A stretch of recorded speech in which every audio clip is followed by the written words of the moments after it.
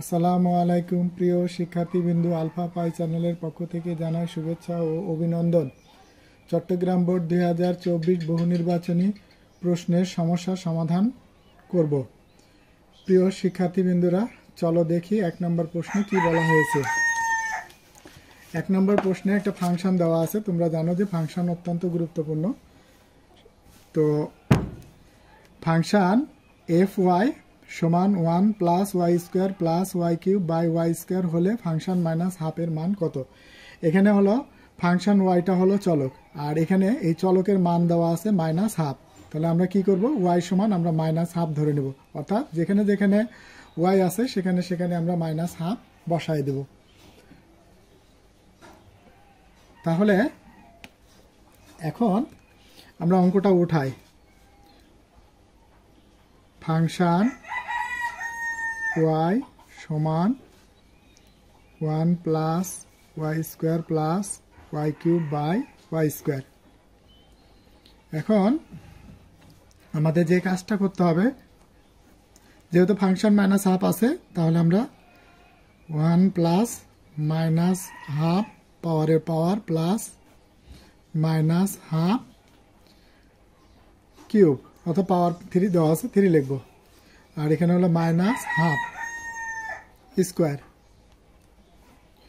এ 1, পাওয়ারটা জোড় হলে পরিবর্তন হয়ে মাইনাসটা প্লাস হয়ে যাবে। তার এখানে হবে 1 আর 2 দুগুণে 4, 1 এর উপর স্কোয়ার নিলে 1 আর 2 দুগুণে 4।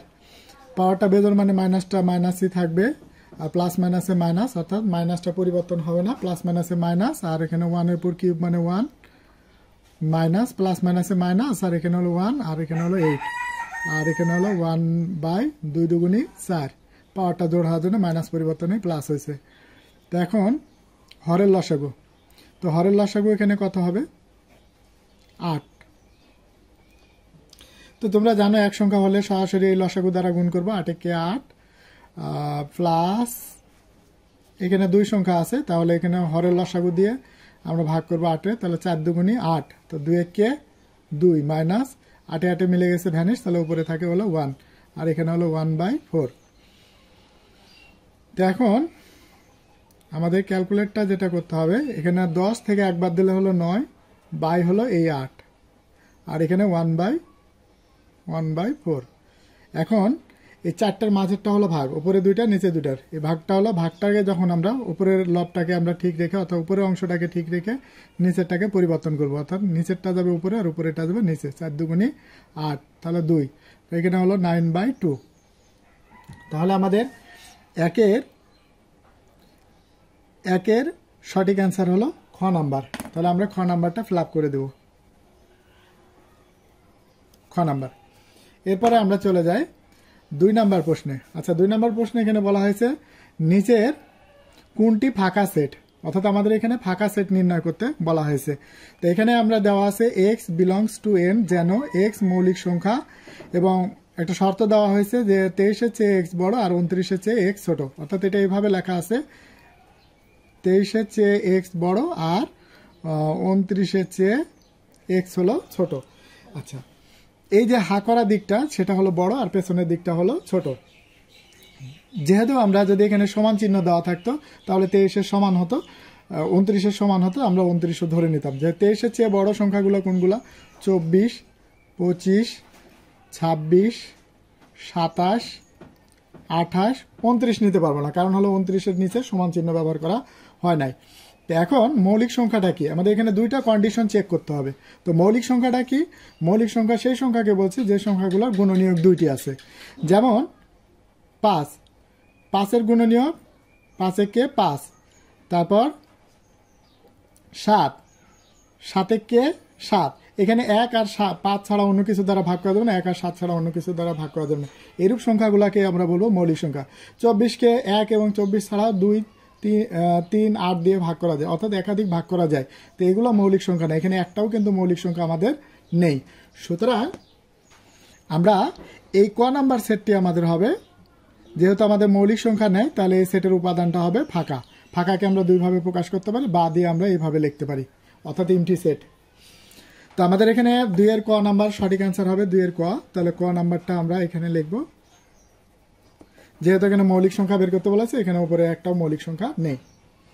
এরপরে আমরা শিক্ষার্থী বন্ধুরা এরপরে আমরা 3 নাম্বার প্রশ্নের সমস্যা সমাধান করব। তো 3 নাম্বার প্রশ্নে এখানে বলা হয়েছে 1/a সমান 3 প্লাস 2√2 হলে a মাইনাস 1/a এর মান কত। তাহলে আমরা একটু লক্ষ্য রাখি, এখানে হলো 1/a সমান দেওয়া আছে 3 প্লাস 2√2। এখন যদি আমরা বাম পাশেরটা উল্টায় দিই সেই অনুযায়ী কিন্তু ডান পাশেরটা উল্টে যাবে। আচ্ছা, এটা যদি উপরে দিই আর 1টা নিচে, হরের 1 লেখার প্রয়োজন নেই, এর নিচে কোনো কিছু নাই, মানে 1 আমরা কল্পনা করে নিব। তাহলে 1টা যাবে উপরে আর নিচে যাবে এই 3 প্লাস 2√2। এবার আমরা এটাকে আরেকবার উঠাবো, পুনরায় উঠাবো। তো 1 3 প্লাস 2√2। এবার এই সাইনের বিপরীত সাইন নিয়ে হর এবং লবকে গুণ করব। তাহলে এই সাইনের বিপরীত সাইনটা আমরা কি বলছি, প্লাস আছে, তাহলে মাইনাস লিখব, আর বাদ বাকি যা আছে সব অপরিবর্তিত থাকবে। তাহলে এখানে হলো 3 মাইনাস 2√2। এখন যেহেতু এই সাইনের বিপরীত সাইন নিয়ে কাজ করছি, সেহেতু আমাদের এখানে a স্কোয়ার মাইনাস b স্কোয়ারের সূত্র হবে। তাহলে প্রথম রাশিটা a আর দ্বিতীয় রাশিটা হলো b। তাহলে এখানে 3 এর পরে স্কোয়ার মাইনাস 2√2 এর পরে স্কোয়ার। তাহলে এখানে কি থাকলো,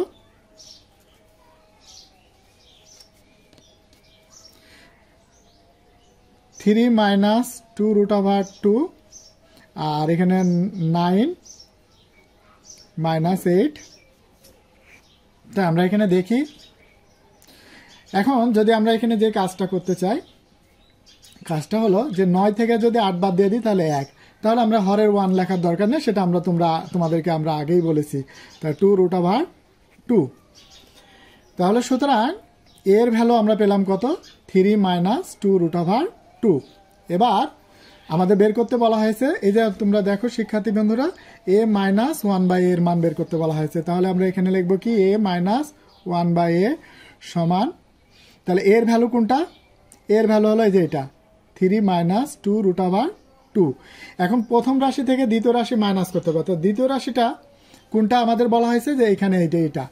তো এটা হলো দ্বিতীয় রাশি। তো দ্বিতীয় রাশিটা যখন মাইনাস করব প্রথম রাশি থেকে, তাহলে দ্বিতীয় রাশির অবশ্যই তোমাদের সাইন বদলাই দিতে হবে। তাহলে এটা কি আছে, প্লাস, তাহলে বদলাই লিখবো কি মাইনাস, আর মাইনাস এখানে প্লাস আছে, এখানে লিখলো মাইনাস 2√2। তাহলে এখানে প্লাস মাইনাসে কাটা, তাহলে এখানে থাকলো কি -2 আর -2, তাহলে কত হলো -√2। তাহলে আমাদের এখানে 3-এর সঠিক অ্যান্সার হলো এই যে -4√2। তাহলে 3-এর সঠিক অ্যান্সার হলো -4√2। শিক্ষার্থী বন্ধুরা এবার আমরা 4 নম্বর প্রশ্নটির সমাধান করব। তো 4 নম্বর প্রশ্নে এখানে বলা হয়েছে কি, x² মাইনাস √2x প্লাস 1 সমান 0। এটা একটা সমীকরণ দেওয়া আছে। এখন এই সমীকরণের সাহায্য নিয়ে প্রথম, দ্বিতীয় এবং তৃতীয় 3টি উক্তি সঠিক কিনা আমরা যাচাই করব। তো আমরা সেক্ষেত্রে আমরা এখানে ওই সমীকরণটা উঠাই নি। তো সমীকরণটা উঠাই নি। তো এখানে হলো x² মাইনাস √2x প্লাস 1 = 0। এখন সবচেয়ে কম পাওয়ারটা আমরা পক্ষান্তর করে অপর পাশে নিয়ে যাব। x² প্লাস হলো 1, এই পক্ষান্তর করাটা পরে এখানে লিখবো এ পাশে। তো √2x, তোমরা জানো যে পক্ষান্তর করলে মাইনাস থাকলে সেটা পরিবর্তন হয়ে প্লাস হয়। এখন এটা গুণে আছে, এই পাশে আসলে ভাগে হবে। তাহলে x² প্লাস 1/x সমান √2।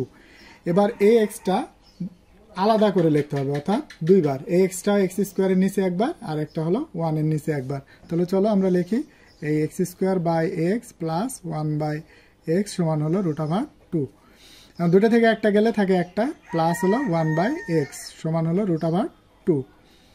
তাহলে আমাদের 1 নম্বর তথ্যটি কি বলা হয়েছে, x প্লাস 1/x হলো √2। 1 নম্বর তথ্যটি আমাদের সঠিক। এবার চলো আমরা 2 নম্বর তথ্যটি আমরা প্রমাণ করে দেখি। তো 2 নম্বরে এখানে লেখা আছে কি, x² প্লাস 1/x²। আচ্ছা, তাহলে 2 নম্বরে এখানে কি, আমরা অনুসিদ্ধান্ত a² প্লাস b² অনুসিদ্ধান্ত জানি আমরা, a plus b whole square minus 2ab। তো এখানে হলো x ইন্টু 1/x, উপর নিচে x কাটে যাবে, তাহলে এখানে 2ই থাকবে। এটা আমরা কাজের দ্রুততার ক্ষেত্রে এখানে শুধু 2 লিখে দিলাম। যেহেতু a প্লাস b বা x প্লাস 1/x মান হলো √2, আর এখানে যেহেতু প্লাসের মান দেওয়া আছে তাই এখানে আমরা প্লাস নেব, যদি এখানে মাইনাস থাকে তাহলে এখানে আমরা মাইনাস নেব।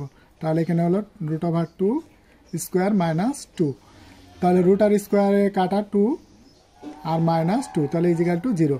তাহলে আমাদের কি বলা হয়েছে, x² + 1/x² এর মান হবে কত, 0। তাহলে দ্বিতীয় নাম্বার উক্তিটাও আমাদের সঠিক। এবার আমরা চলে যাই 3 নাম্বার উক্তিটা। তো 3 নাম্বার উক্তিটা এখানে কি বলা হয়েছে যে x³ + 1/x³ সমান হলো √2। তাহলে দেখি x³ + 1/x³ সমান হলো, আচ্ছা a³ + b³ এর অনুসিদ্ধান্ত আমরা জানি যে a + b whole cube minus 3ab। আচ্ছা ab একটা দেখাই আমরা, আগেরটা a + b, এটা কাটা, তো এটুকুর মান হলো কি √2 এর উপর কিউব মাইনাস 3√2। আচ্ছা √3 উপর কিউব মানে কি, আমরা যদি এখানে ব্যাখ্যা করি √3 আছে 3 বার, তো আমরা যদি 2 বার করে লিখি √3 উপরে স্কোয়ার আর ইন্টু হলো √2, তাহলে √2 তাহলে কত হলো, √3টা কয়বার হলো 3 বার, এখানে 2 বার আর একবার 3 বার, √2 কাটা তাহলে 2√2। তাহলে আমরা একবারে লিখতে পারি কি √2 এর উপর কিউব মানে কত, 2√2 মাইনাস 3√2। এখন এই দুইটা থেকে যদি আমরা 3টা √2 বাদ দিয়ে দিই তাহলে এখানে থাকবে হলো একটা মাইনাস √2। আচ্ছা কেন মাইনাস হলো, কারণ মাইনাসটা হলো বড় আর প্লাসটা হলো ছোট, এই কারণে আমার এখানে মাইনাস √2। তো আমাদের x³ + 1/x³ সমান হলো মাইনাস √2। তাহলে আমাদের এখানে 1 2 3 এই তিনোটার তথ্যই সঠিক। তাই তিনোটার তথ্য সঠিক হওয়ার কারণে আমাদের এখানে 1 2 3 গহ নাম্বার আছে, তাহলে কারেক্ট অ্যান্সার হলো ঘ। এরপর শিক্ষার্থী বন্ধুরা আমরা 4 নম্বর প্রশ্নের সমস্যার সমাধানটা করি। তো 4 নম্বর প্রশ্নে এখানে বলা হয়েছে কি 3 × 1 ভাগ 9 × 1 ব্র্যাকেট দিয়ে 1/1 দেওয়া আছে।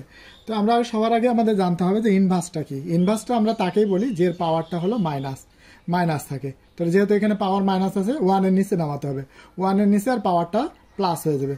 এরকম আরেকটা উদাহরণ দেখি -5, তাহলে হলো কি 1/x⁵।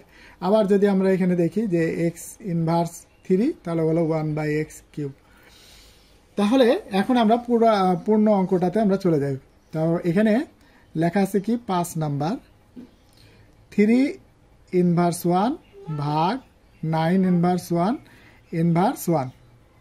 তো 3 ইনভার্স মানে কি, ওটা আমরা আগেই বলেছি যে 1 এর নিচে নামাতে হবে, তাহলে 1/3 পাওয়ার 1 এখানে লেখার দরকার নেই। তারপর হলো ভাগ 9 1/9, 9 ইনভার্স দেওয়া আছে, তাহলে এখানে আমরা এই ইনভার্স 1।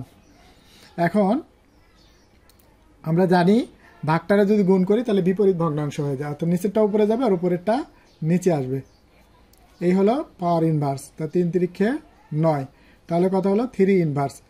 যেহেতু আমাদের প্রশ্নে এখানে কি দেওয়া আছে কতে 3, খতে 30 আর গতে হলো 3 ইনভার্স 1। এখন প্রশ্নে কিন্তু আমাদের এরকমও থাকতে পারত যে ইনভার্স আছে 1/3, যেহেতু আমাদের এখানে 1/3 নাই, ইনভার্স আছে, তাহলে আমাদের সঠিক আনসার হবে গ নাম্বার, 5-এর সঠিক উত্তর গ। এরপরে আমরা চলে আসি 6 নাম্বার প্রশ্ন। তো 6 নাম্বার প্রশ্নে এখানে কি বলা হয়েছে যে একটা দশমিক ভগ্নাংশ দেওয়া আছে, এই লগের পূর্ণক নির্ণয় করতে হবে। তাহলে আমাদের এটাকে এটাকে বৈজ্ঞানিক রূপে প্রকাশ করতে হবে। তো বৈজ্ঞানিক রূপে প্রকাশ করব কিভাবে, আচ্ছা a × 10⁻n, এর ভ্যালুটা হবে 1 থেকে 9 এর মধ্যে, অর্থাৎ দশমিকের আগে একটা অঙ্ক থাকবে। যেমন এখানে আমরা যদি দেখি 5 5 7, তো দশমিকের আগে কয়টা আছে অঙ্ক, 2টা, কিন্তু এটা কিন্তু 1 থেকে এর মধ্যে হলো না, কারণ এখানে 55। 1 থেকে এর মধ্যে হবে 1 থেকে শুরু করে 9 পর্যন্ত। তাহলে এই দশমিকটা যদি আমরা একটু এইখানে নিয়ে আসি, তাহলে দশমিকের আগে হলো 5, তাহলে এটাই হলো এর মান, অর্থাৎ 1 থেকে 9 এর মধ্যে। আর দশমিকের পরেরটা আমরা পয়সা হিসাব করি, দশমিকের আগেরটা আমরা টাকা কাউন্ট করি, তাহলে এখানে 5 টাকা 57 পয়সা, তার মানে এই যে পূর্ণ সংখ্যাটা এটা। তো এখন আমাদের এখানে যে কথাটা বলা হয়েছে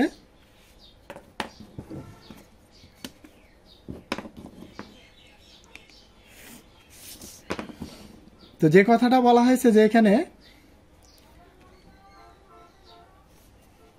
0.0000567 এই দশমিকটা আমরা একটা অঙ্কর পরে নিয়ে আসব, অর্থাৎ এখানে।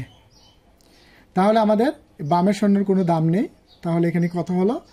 আচ্ছা, এখন ইনটু দিয়া, এখন এই যে আমাদের এখানে 10 টু দি পাওয়ার n লিখতে হবে, 10 টু দি পাওয়ার 10 এর পাওয়ার কত হবে? আমরা দশমিকটা কয়টা অঙ্কর পরে নিয়ে গেছি? একটা, দুইটা, তিনটা, চারটা অঙ্কর পরে, তাহলে এখানে হবে পাওয়ার 4। যেহেতু দশমিকটা বাম দিক থেকে ডানের দিকে গেছে সেহেতু এখানে হবে মাইনাস, আর যদি ডান দিক থেকে বামের দিকে আসে সেহেতু পাওয়ারটা হবে প্লাস। তাহলে এখন 10 টু দি পাওয়ার 4 এখন হলো কি লগের পূর্ণক, তাহলে লগের পূর্ণক হবে এই যে 10 এর পাওয়ার যেটা সেটা হলো লগের পূর্ণক। তো এখন এই লগের পূর্ণককে আমরা মাত্রা দিয়ে প্রকাশ করতে পারি, তাহলে 4 মাত্রা 4। তাহলে এখানে মাত্রা 4 আছে কোনটা? ঘ নাম্বার অ্যান্সার। তাহলে আমাদের সঠিক অ্যান্সার হবে ঘ। তাহলে আমরা ঘটাকে ফ্লাপ পরিবর্তন পূর্ণ করে দেব। এরপরে আমরা শিক্ষার্থী বন্ধুরা এবার আমরা 7 নাম্বার প্রশ্নটি সমাধান করব। তো 7 নাম্বার প্রশ্নটি যেটা বলা হয়েছে, একটা সমীকরণ দেওয়া আছে। এখন এই সমীকরণের একটি উৎপাদক হলো x+3।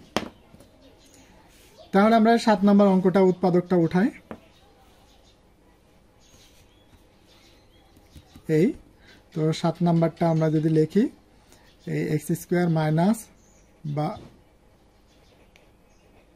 x minus 12 equal to 0। এমন একটা জোড়া তৈরি করতে হবে যে জোড়ার গুণফল হলো 12, আর এখানে মাইনাস আছে অর্থাৎ বিয়োগ ফল হবে 1। তাহলে আমরা 6 দুগুণে 12, তো 6 দুগুণে যদি 12 হয়, তো 6 থেকে 2 বাদ দিলে কত হয়? 4। তো গুণফল 12 কিন্তু বিয়োগ ফল আমাদের কত? 1 হয় নাই। তাহলে 3 4 12। তাহলে এই দুটার মধ্যে থেকে বিয়োগ করলে পরে পাওয়া যায় 1। তার মানে আমাদের এই জোড়াটা পেয়ে গেছে 3 আর 4। যেহেতু সামনে মাইনাস আছে, মাইনাসটা নেব বড়, প্লাসটা নেব ছোট। x² minus 4x plus 3x minus 12 equal to 0। তা এখন যদি x কমন নিই তাহলে x মাইনাস 4 এরকম একটা উৎপাদক এ পাশে হবে। যেহেতু কমন আসে এই জন্য আমাদের এই, এখন কত কমন নিলে 3 পাওয়া যাবে? তো এখানে প্লাস যদি 3 কমন নিই তাহলে এখানে হবে x আর 3 4 12। এখন x মাইনাস 4 দুটা উৎপাদক থেকে একটা উৎপাদক কমন, আর একটা হলো x প্লাস 3। তাহলে এখানে উৎপাদক পাওয়া গেল কয়টা? দুইটা। একটা হলো x মাইনাস 4 আর একটা হলো x প্লাস 3। যেহেতু একটি উৎপাদক x প্লাস 3, তাহলে 1 নম্বর উক্তিটি আমাদের সঠিক। এবার আমরা 2 নম্বরে বলা হয়েছে কি ঘাত কত? ঘাত কোনটাকে বলা হয়? পাওয়ারকে ঘাত বলা হয়। তো যেহেতু আমাদের এই সমীকরণটা দ্বিঘাতের সমীকরণ, তাহলে এখানে হবে পাওয়ার ঘাত হবে 2। সমীকরণের একটি বীজ 4। এখানে বলা হয়েছে যে সমীকরণের একটি বীজ 4, অর্থাৎ যদি আমরা এখানে যেটা বের করছি x মাইনাস 4 ইজিক্যাল টু 0, এই উৎপাদক সমান 0, আবার এই উৎপাদক সমানও 0। তাহলে এখন হলো কি x মাইনাস ওই পাশে গেলে প্লাস 4। তাহলে এই অর্থাৎ x এর মান যেটা নির্ণয় করবো সেটাই মূল বা বীজ। এটাকেই মূল বলা হয়, এটাকে আবার বীজ বলা হয়। তাহলে x এর একটি বীজ হলো 4, তাহলে একটি বীজ 4। এটাও কিন্তু আমাদের 3 নাম্বারটাও কারেক্ট। তাহলে আমাদের এখানে সঠিক অ্যান্সার হবে 7 ঘ। আমরা 7 ঘটা ফ্লাপ করব। এবার শিক্ষার্থী বন্ধুরা 8 নাম্বার প্রশ্নে আমরা চলে যাই। তো 8 নাম্বার প্রশ্নটা এখানে যেটা বলা হয়েছে যে এই সমীকরণের মূল বা বীজ, তো এখানে বীজের কথা বলা হয় না, এখানে বলা হয়েছে মূল। তাহলে মূল, এই সমীকরণের মূল কয়টি? তাহলে এই সমীকরণটাকে আমরা যদি এখন কাজ করি, 8 নাম্বার x² মাইনাস 3 এরপর হোল স্কোয়ার ইজিক্যাল টু 0। এখন যেহেতু আমাদের সূত্র জানি যে এটা a আর এটা হলো b, a minus b whole square, তাহলে আমরা বর্গের সূত্র করি। a² মাইনাস সূত্রে 2, a হলো x², b হলো 3 প্লাস b² হলো 3 পরে স্কোয়ার ইজিক্যাল টু 0। আমরা জানি যে পাওয়ারের উপর পাওয়ার দেওয়া থাকলে পাওয়ার গুণ হয়, তাহলে x power 4 minus 6x² plus 9 equal to 0। তাহলে এই সমীকরণটা কয় ঘাতের সমীকরণ? 4 ঘাতের সমীকরণ, অর্থাৎ এই সমীকরণের মূল হবে 4টি। কয়টি? 4টি। তাহলে আমাদের এখানে 8-এর সঠিক আনসার হলো ক। তাহলে আমরা ক নাম্বারটা ফিল আপ করে দিই। এবার শিক্ষার্থী বন্ধুরা 9 নাম্বার প্রশ্ন সমাধান করব। তো 9 নাম্বারটা এখানে যেটা বলা হয়েছে, এখানে একটা সমীকরণ দেওয়া আছে এবং হলো অনুপাত। তোমরা জানো যে অনুপাত একটি ভগ্নাংশ, যদি অনুপাত আকারে দেওয়া থাকে তাহলে এটাকে ভগ্নাংশ আকারে লিখতে পারবো, আর ভগ্নাংশ আকারে দেওয়া থাকলে সেটাকে আমরা অনুপাত আকারে লিখতে পারবো, m/n। অর্থাৎ এটা ঠিক রেখে এটাকে নিচে আসবে, এটাই হলো অনুপাত। তো আমরা এই আকারে প্রকাশ করব, প্রদত্ত সমীকরণকে এই আকারে প্রকাশ করে আমাদের এই অনুপাতটা নির্ণয় করব। তাহলে আমরা দেখি 9 নাম্বার। তো 9 নাম্বারে এখানে কি বলা হয়েছে, 3m + n আর এখানে হলো n - m = 9। এখন কোনাকুনি বা আড়াআড়ি গুণ করব। তো আড়াআড়ি গুণ করে নিচে কোনো কিছু নাই 1 ধরে নিব। তাহলে এটা দিয়ে এটারে গুণ করলে যা আছে তাই, 3m + n আর 9 দিয়ে যদি এটারে গুণ করি, তো প্রথমে 9 দিয়ে n এর গুণ করি, তো 9n আর এবার m এর -9m। এবার আমরা এখানে যে কাজটা করব, m গুলা একদিকে নিয়ে যাব আর n গুলাকে অপর পাশে নিয়ে যাব। তো আমাদের এখানে মাইনাস আছে, এই পাশে আসলে প্লাস, তো 3m + 9m আর এখানে হলো 9n, এটা প্লাস আছে, ওই পাশে গেলে মাইনাস। তাহলে 9 আর 3 কত, 9 আর 3 12m আর এখানে হলো 8n। এখন যেহেতু আমাদের এই আকারে প্রকাশ করতে হবে, উপরের এই আকারটাতে প্রকাশ করতে হবে, তো সুতরাং এখন আমরা যেটা কাজ করব, যে এই এমটা রেখে এনটা উপরে আছে, এ পাশে আসলে নিচে, অর্থাৎ গুণে আছে ভাগে যাইব। আর এখানে 8-এর 8 আর এই 12টা গুণে আছে, এ পাশে গেলে ভাগে যাবে। তো এখন যদি আমরা 4 দিয়ে, অর্থাৎ লঘিষ্ঠ আকারে কাজ করি, 4 দিয়ে 8-এরও ভাগ করা যায়, 12-এরও ভাগ করা যায়, 4 দুগুণে 8 আর 3 4-এ 12। তাহলে এখানে হলো m/n = 2/3। এখন যদি এটাকে অনুপাতে প্রকাশ করি, ভগ্নাংশ যেহেতু, তাহলে m × m/n = 2:3। তাহলে এখানে আমাদের m/n, তো এখানে আমরা পাইছি কত, 2:3। তাহলে 2:3 কোনটাতে আছে, খ নাম্বারে। তাহলে আমাদের এটার সঠিক অ্যান্সার হবে খ, 9 এর সঠিক অ্যান্সার খ। এবার আমরা চলে আসি প্রতিসাম্য রেখা। তো প্রতিসাম্য রেখা বলতে আমরা কি বোঝাই, আমরা যদি একটা কাগজের মাধ্যমে দেখাই তাহলে তোমরা অবশ্যই বুঝতে পারবে। আচ্ছা, এটাই আমরা দেখাই। তো এটা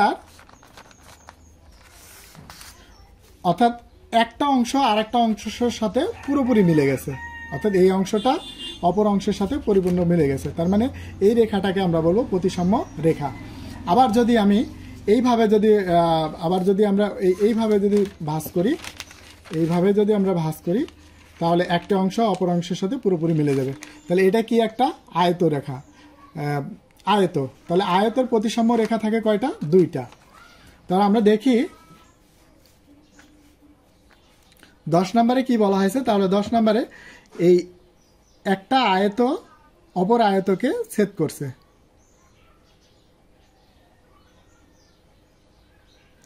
তো এখন এই আয়তর বরাবর যদি ভাঁজ করি, তাহলে এই অংশটা এই অপর অংশের সাথে পুরোপুরি মিলে যাবে, তার মানে একটা প্রতিসাম্য রেখা। আবার যদি আমরা এই বরাবর যদি ভাঁজ দিই, তাহলেও এই অংশটা অপর অংশের সাথে মিলে যাবে। তো অনুরূপভাবে এই আয়তের কাজ হয়েছে। এবার যদি এই আয়তের যদি কাজ করি উপরেরটা, তাহলে এইভাবে অনুরূপভাবে 2টা প্রতিসাম্য রেখা পাওয়া যাবে। তাহলে 2টা মোট হলো কত, 4টা। তাহলে 10-এর গ নাম্বার অ্যান্সার। 10-এর গ এর প্রতিসাম্য রেখা হবে 4টা। আচ্ছা, তারপর 11 নম্বরে বলা হয়েছে এইচ অক্ষরটির ঘূর্ণায়ন প্রতিসাম্য কোণ কত। তো এখন যেহেতু আমাদের এই এইচ, যদি আমরা এই এইচটা যদি লিখি, এই এইচের অর্থাৎ ঘূর্ণায়ন প্রতিসাম্য বলতে আমরা কি বোঝাই, যে যেমন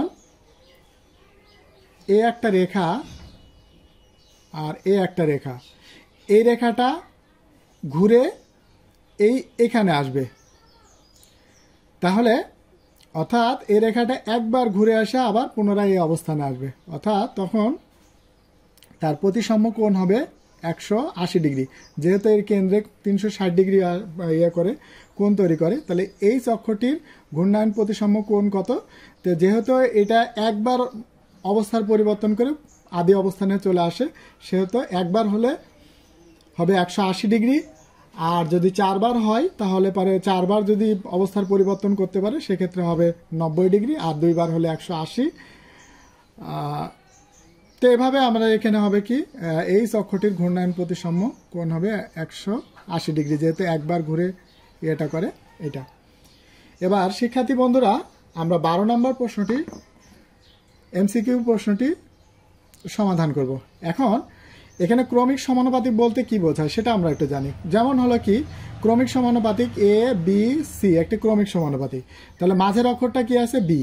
বি স্কোয়ার সমান প্রান্তীয় রাশিদ্বয়ের গুণফল এ সি, এটাই হলো ক্রমিক সমানুপাতিক হওয়ার শর্ত। তো এখন 12 নম্বরে এখানে কি বলা হয়েছে যে পি কমা কিউ কমা আর। এখন মাঝের অক্ষরটা কি? কিউ। তা কিউ এর উপর স্কোয়ার আর প্রান্তীয় রাশিদ্বয়ের গুণফল পি আর। তাহলে এখন হলো কি, পি বাই কিউ, তো আমাদের এখানে যেটা দেওয়া আছে যে পি বাই কিউ, আর এখানে হলো কিউ বাই আর। এখন যদি আমরা কোনাকুনি গুণ করি, কিউ কিউ গুণ করলে কিউ স্কোয়ার আর হলো পি আর, তো আমরা কিউ স্কোয়ার সমান পি আর পাইছি, তার মানে এটাও একটা ক্রমিক সমানুপাতিক।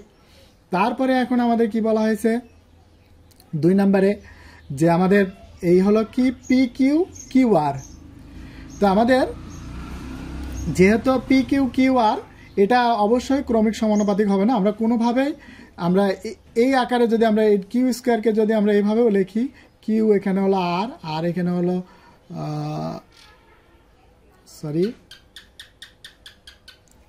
কিউ, আর এখানে হলো কিউ, এইখানে হলো পি, আর এখানে হলো আর, কিউ কিউ গুণ করলে কিউ আর স্কোয়ার। তো এই তথ্যটা আমাদের সঠিক নয়, আর বাকি 3 নম্বর তথ্যটি আমাদের সঠিক।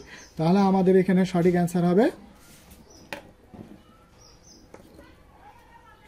1 আর 3। 1 আর 3 হলো খ নাম্বারে আছে, আমাদের সঠিক অ্যান্সার হবে খ। এবার শিক্ষার্থী বন্ধুরা, আমরা 13 নম্বর প্রশ্নটির সমস্যার সমাধান করব। তো আমরা এটা ওই ক্যালকুলেটরের সাহায্যে হয়তো আগামী কোনো পর্বে আমরা এটা প্রমাণ করে দেব যে ক্যালকুলেটরের সাহায্যে কিভাবে খুব সহজে এই কততম পদ সেটা নির্ণয় করা যায়। আজকে আমরা এমনিতেই ম্যানুয়ালি আমরা অঙ্কগুলো করব।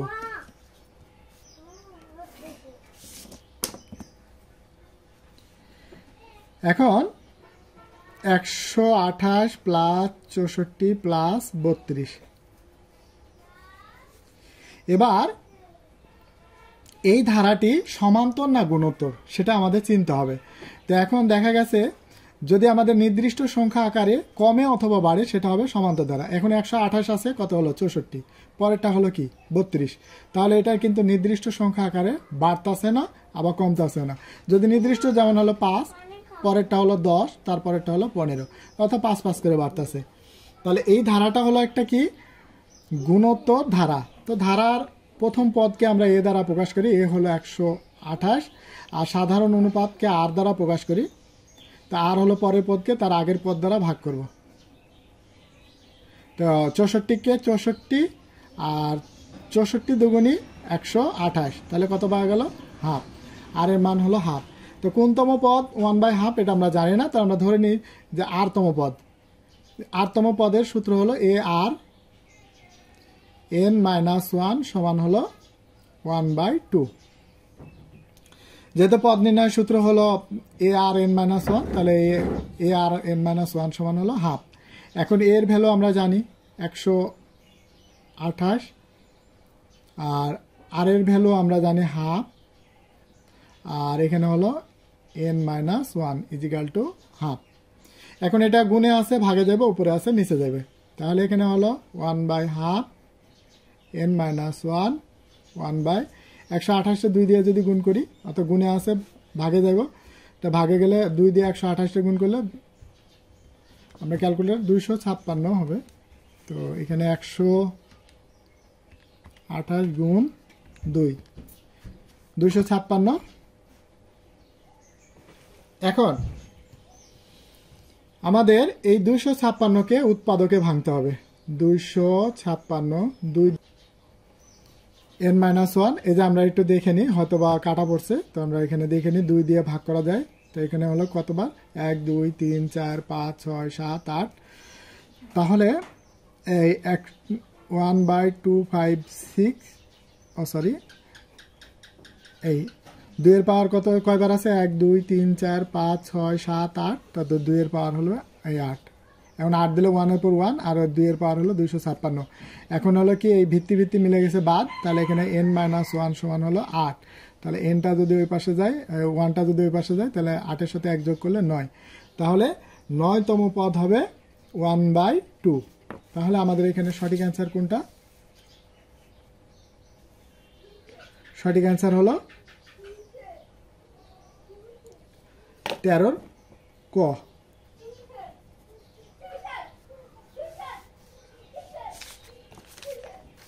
এবার আমরা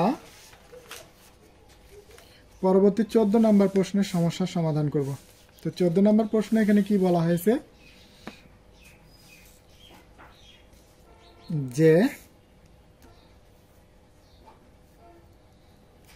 গুণোত্তর ধারা এ বি সি, এই তিনটা অজানা পদ আর 162 দেওয়া আছে, হলে ধারার সাধারণ অনুপাত কত? তো আমরা যদি এখানে এ বি সি অজানা না থাকতো, তাহলে পরেরটাকে আগেরটা ভাগ করে কিন্তু আমরা সাধারণ অনুপাতটা বের করতে পারতাম। তো যেহেতু আমরা এখানে ভাগ করতে পারবো না, এই জন্য আমরা একটা শর্ত আরোপ করব, অর্থাৎ সমীকরণ গঠন করে আমরা এ এবং সাধারণ অনুপাতটা আমরা বের করব। তা এখন আমরা ধারাটা উঠাই, 14 নাম্বারটা। 14 number 2 plus A plus B plus C plus 162। তাহলে এ সমান কত? এ সমান হলো 2, আর তো আমরা জানি না, আর হলো প্রশ্নবোধক চিহ্ন। তো এখন এখানে 1 2 3 4 5, এই পঞ্চম পদ হলো 5, পঞ্চম পদ হলো 162। তো পঞ্চম পদ নির্ণয়ের সূত্র কি জানি, এ আর 5 - 1 সমান 162। এখন এর ভ্যালু কত দেওয়া আছে, এর ভ্যালু হলো 2, আর ইন্টু দিয়ে রাখি 5 - 1 সমান 162। এখন 2 গুণে আছে, এ পাশে গেলে ভাগে যাবে, তাহলে আর এখানে হলো পাওয়ার 4। তাহলে এখানে 162 ভাগ 2, 162 ভাগ করলে কত হবে, আর পাওয়ার 4 81। 2 কে 2 আর 8 2 16, 81 আর পাওয়ার 4। আচ্ছা, 81 ভাঙলে কত হবে, 9 9 81। তাহলে এখানে আছে 3 আছে 2 বার, এখানে আছে 2 বার, তো 3 পাওয়ার 4। উভয় পক্ষে আর ভ্যানিশ, পাওয়ার 4 ভ্যানিশ, তাহলে এখানে হলো 3।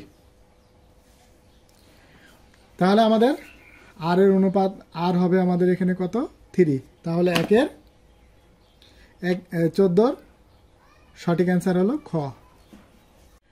শিক্ষার্থী বন্ধুরা, প্রতি বছরই সমকোণী ত্রিভুজ অর্থাৎ ত্রিকোণমিতি থেকে একটা দুটো অঙ্ক থাকে।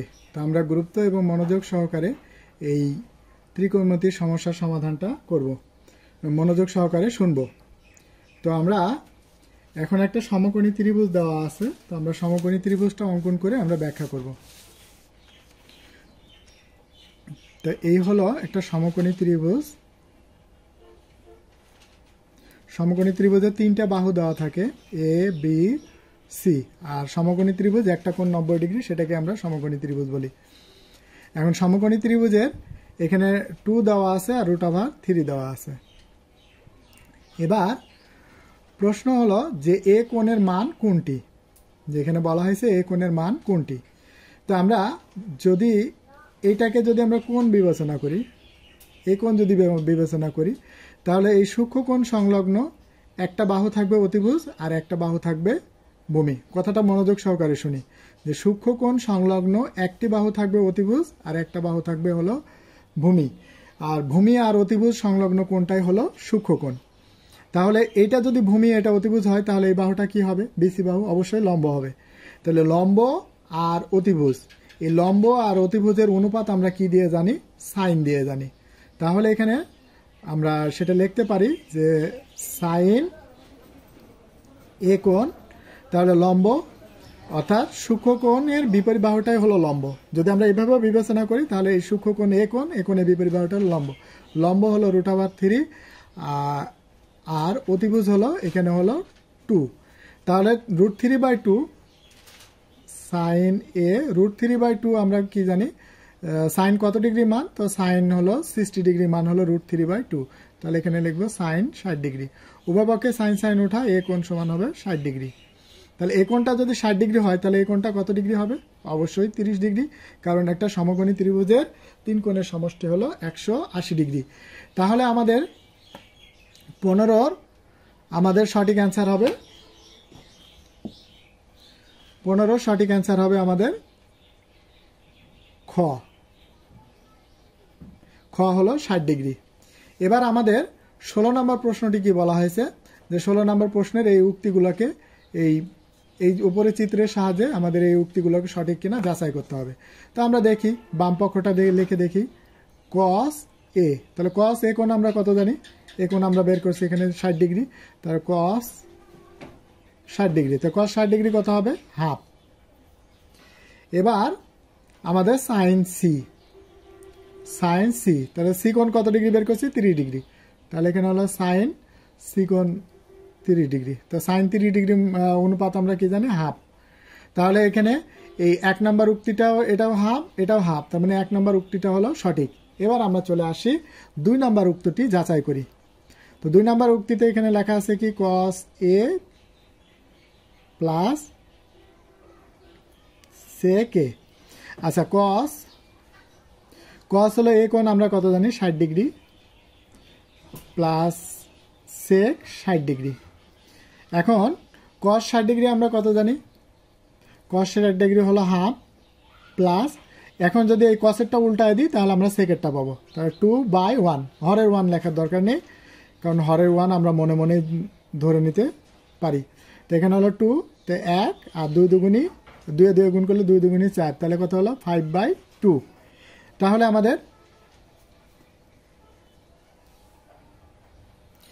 আমাদের 2 নম্বর তথ্যটিও সঠিক। এবার আমরা 3 নম্বরে চলে যাই, tan সি। তাহলে সি কোণ কত ডিগ্রি? 30 ডিগ্রি। তাহলে হলো tan কত ডিগ্রি? 30 ডিগ্রি। তো tan 30 ডিগ্রি 1/√3। তাহলে tan 30 ডিগ্রি 1/√3। তাহলে এটার সঠিক অ্যান্সার হলো ঘ নাম্বার। আমরা ঘ নাম্বারটা ফুলফিল আপ করে দেব। তো শিক্ষার্থী বন্ধুরা, প্রথম পর্বে 1 থেকে 16 পর্যন্ত সমস্যার সমাধান করা হয়েছে। আগামী পর্বে আমরা বাকি 14টি প্রশ্নের সমস্যার সমাধান করব। আশা করি তোমরা আমাদের পাশেই থাকবে। ধন্যবাদ।